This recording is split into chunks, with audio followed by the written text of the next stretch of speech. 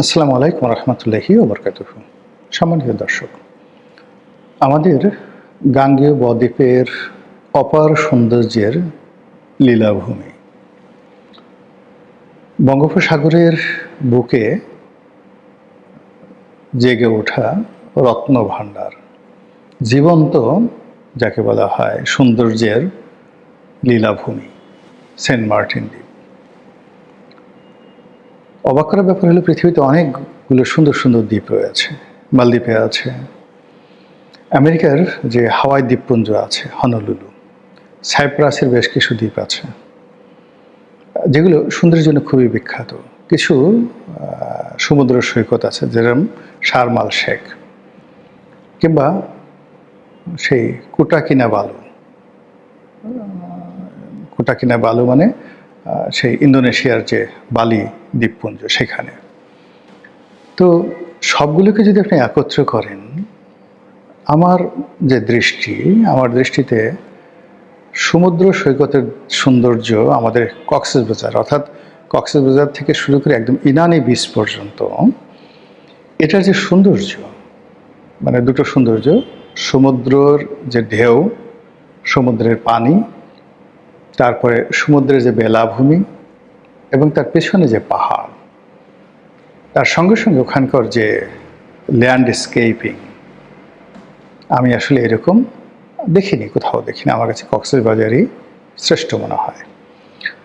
আর Saint মার্টিনকে আমার মনে হয় প্রকৃতির এক অপার বিস্ময়। এখানকার নীল জলরাশি, এখানকার প্রাণীদের বৈচিত্র্য, এবং এখানে যেভাবে এই দ্বীপটি সমুদ্রের বুকে জেগে উঠেছে,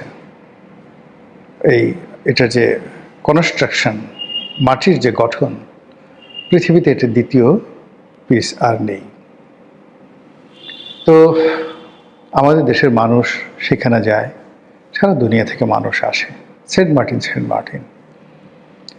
সেই সেন্ট মার্টিন নিয়ে কিছুদিন যাবৎ লঙ্কা কাণ্ড ঘটছে। যখন শেখ হাসিনা জমানা ছিল, তিনি বারবার বলছিলেন যে এখানে আমেরিকা ঘাঁটি করতে চাচ্ছে, আমার কাছ থেকে সেন্ট মার্টিন কিনে নিতে চাচ্ছে, অনেকটা দিয়াগো গার্সিয়ার মতো, অনেকটা গ্রিনল্যান্ডের মতো, অনেকটা সেই যে আমেরিকা তো অনেক কিছুই কিনে নিয়েছে। তো যাই হোক, তারা এইভাবে সেন্ট মার্টিন কিনতে চাচ্ছে, দখল করতে চাচ্ছে, লিজ চাচ্ছে, আর আমি সেটা দিচ্ছি না বলেই আমাকে তারা ক্ষমতায় রাখতে চাচ্ছে না। তো এই যে শেখ হাসিনার বক্তব্য, তিনি বলেছেন যে আমি মরে গেলেও সেন্ট মার্টিন দেব না, আমি বঙ্গবন্ধুর কন্যা, আমার দেশের 1 ইঞ্চি জায়গা বিদেশকে লিজ দিয়ে আমি ক্ষমতায় থাকতে চাই না। এখন আমরা তখন বলেছিলাম এটা ন্যাকামো, এমনি সে ক্ষমতায় থাকতে চায় না। আমেরিকার সাথে তার যে সম্পর্ক, আমরা কত যুক্তি দাঁড় করালাম যে আমেরিকা কেন সেন্ট মার্টিন চাইবেন, তাদের যুদ্ধজাহাজ এখানে আসতে পারবে না, এখানে ড্রাফট নাই, ইত্যাদি ইত্যাদি নানা রকম কথাবার্তা বলে বাংলাদেশে যারা আমেরিকান এই আলী রিয়াজের মতো যারা লোকজন আছেন, তারা যে সকল যুক্তি তর্ক দিলেন, আমরা বললাম হ্যাঁ, বৈজ্ঞানিক ব্যাখ্যা আছে বটে, এটা তো খুবই সত্য কথা। কেন আমেরিকা এখানে আসবে? আমেরিকা এখানে এসে তার লাভ কি?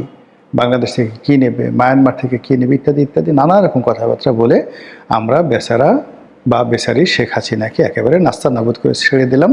বললাম যে আপনি অতীতে অনেক অভিনয় করেছেন, অনেক ন্যাকামি করেছেন, মাথায় পট্টি বেঁধেছেন, তসবি দিয়েছেন, তাহাজ্জুদ নামাজ পড়ার চেষ্টা করেছেন, আপনি ভোর রাতে জায়নামাজ খুঁজে পান না, এই সমস্ত কথাবার্তা বলে মানুষকে আপনি বিভ্রান্ত করার চেষ্টা করেছেন। এটা আপনার একটা অভিনয়। আল্লাহর কি লীলা খেলা, শেখ হাসিনার পতন হল। এরপরে পলিথিন আপা বা তার পলিথিন আপার যে দল, তারা ক্ষমতায় এলো। আসার পর আমরা সবাই জানলাম যে বাংলাদেশে যে ক্ষমতার পট পরিবর্তন হয়েছে, এটা মূলত মার্কিন ডিপ স্টেট পলিসির কারণে। আমেরিকা এই ডিপ স্টেট পলিসির মাধ্যমে হাজার হাজার কোটি টাকা খরচ করে বিভিন্ন দেশের যে রেজিম চেঞ্জ করে, সেই রেজিম চেঞ্জের অংশ হিসেবে শ্রীলঙ্কাতে তারা ক্ষমতা পরিবর্তন করেছে, পাকিস্তানে ইমরান খানের সরকারকে হটিয়েছে, আর বাংলাদেশে শেখ হাসিনার সরকারকে তারা ক্ষমতা থেকে হটিয়েছে। আর এই ডিপ স্টেটের এই কথা স্বয়ং ডোনাল্ড ট্রাম্প তিনি ফাঁস করে দিলেন। শুধু তাই নয়, এই ডিপ স্টেট কীভাবে কাজ করে, এখানে কত টাকা বাংলাদেশকে তিনি দিয়েছেন সেই কথাও তিনি বললেন। আর ডিপ স্টেট বিভিন্ন এনজিওর মাধ্যমে, তারপরে তাদের যে রাষ্ট্রীয় সংস্থা USAID তার মাধ্যমে, তাদের যে এনজিও অ্যাকশন-এইড তাদের মাধ্যমে, বাংলাদেশের অনেকগুলো অন্ততপক্ষে 100 এনজিও রয়েছে। এই বদমাইশগুলো এই সবসময় আমেরিকার টাকা খেয়ে এরকম নিজের মা বোনকে আমেরিকানদের হাতে তুলে দেওয়ার মতো জঘন্য অপরাধ, মানে আসলে সেন্ট মার্টিন দেওয়া বা দেশের মাটি দেওয়া, দেশের স্বার্থ বিদেশিদের কাছে জলাঞ্জলি দেওয়া, আর নিজের মাকে হানাদার হাতে তুলে দেওয়া, নিজের স্ত্রী বা কন্যাকে ধর্ষকদের হাতে তুলে দেওয়া এবং হাসি মুখে তুলে দেওয়া, এর মধ্যে আমি কোনো পার্থক্য দেখি না। জন্মভূমির মর্যাদা কোনো অংশেই মায়ের চেয়ে কম নয়। মানুষ মরণশীল, মা মারা যাবেন, কিন্তু জন্মভূমি থেকে যাবে।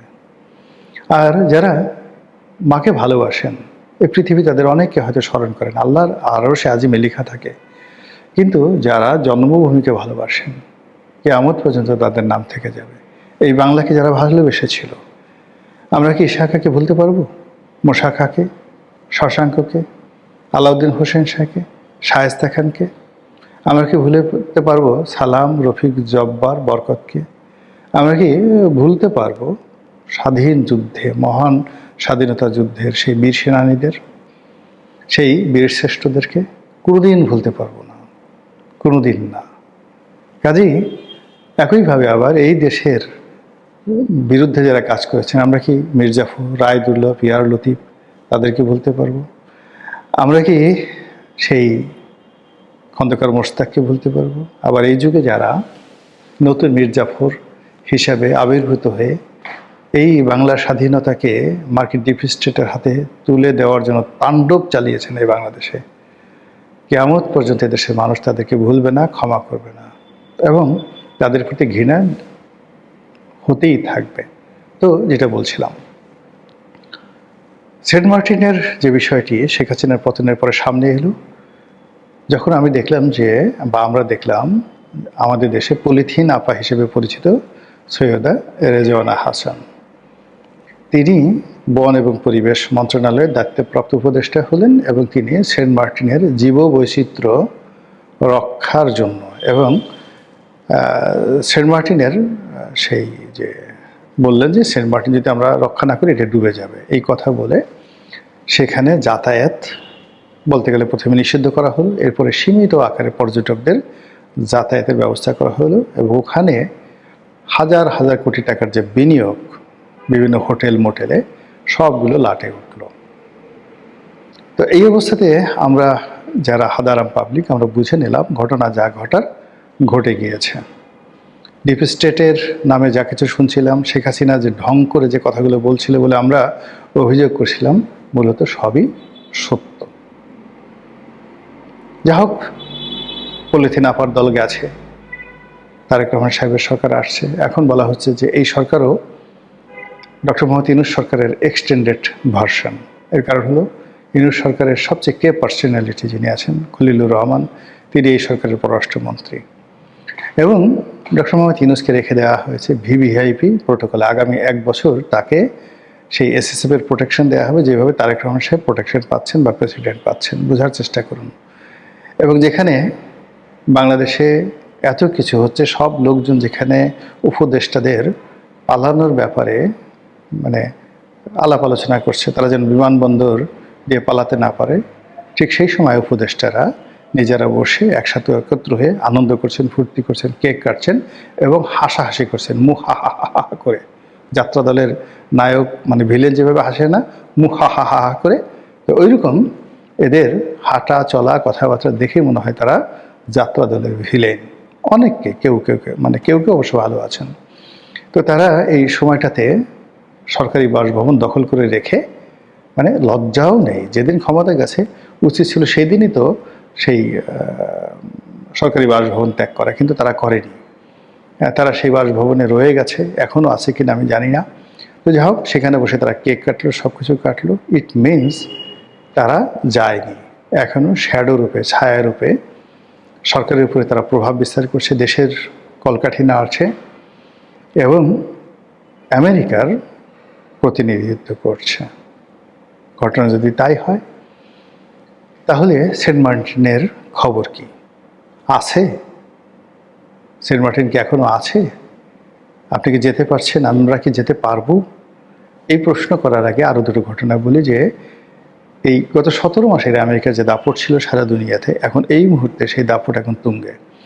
বিশেষ করে ভেনেজুয়েলার প্রেসিডেন্টকে ধরে আনার পর, মাদুরোকে ধরে আনার পর, মানে ডোনাল্ড ট্রাম্প অপ্রতিরোধ্য হয়ে পড়েছেন। আর এখন যেভাবে ইরানের উপর তাণ্ডব চালাচ্ছেন, তাতে করে আমাদের বুক এতটা দুরু দুরু করে কাঁপছে যে এখন যদি সেন্ট মার্টিন আমাদের কাছে চাওয়া হয়, প্রতিবাদ তো দূরের কথা, সেন্ট মার্টিন বিনা বাক্যে, মানে কোনো রকম কথা ছাড়া, মানে কোনো রকম মূল্য ছাড়া এইগুলো লিখে দিয়ে আমরা করব কি, সেই ডোনাল্ড ট্রাম্পের দরবারে দলিল নিয়ে আমরা হাজির হব, মাথায় করে সেই দলিল